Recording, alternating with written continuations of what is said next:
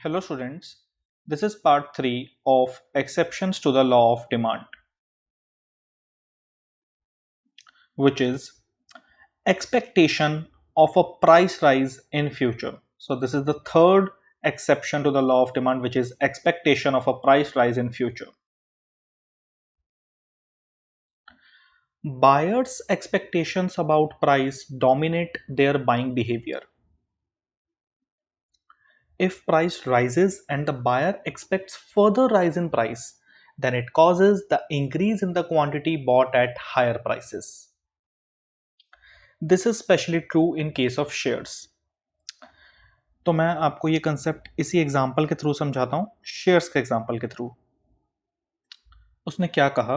उसने ये कहा, मान लीजिए आज एक शेयर है, उसका प्राइस है ₹5 पर शेयर, क्वांटिटी है अभी 10 शेयर्स।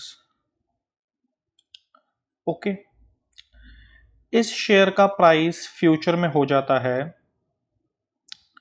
₹10 पर शेयर।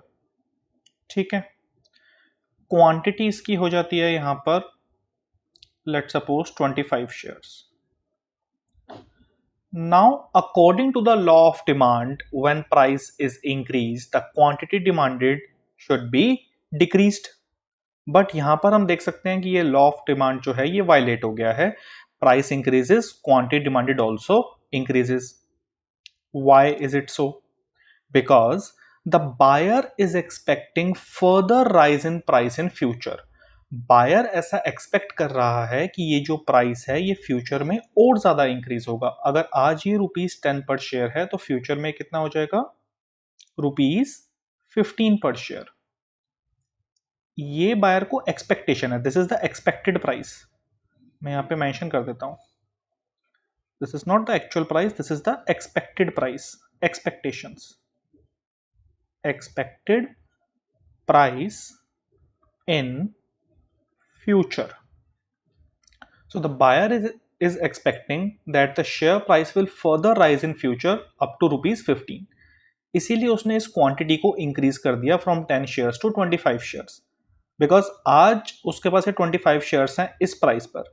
फ्यूचर में जब ₹15 पर शेयर हो जाएगा तो वो ये 25 शेयर्स इस प्राइस पर सेल कर देगा और उससे उसको मिलेगा प्रॉफिट ₹5 पर शेयर, राइट?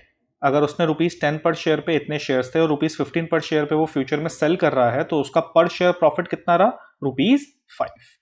ये है इसका लॉजिक कि क्यों प्राइस इंक्रीज होने के बाद क्वांटिटी डिमांडेड इंक्रीज हो गई, because the buyer is expecting further rise in price in future.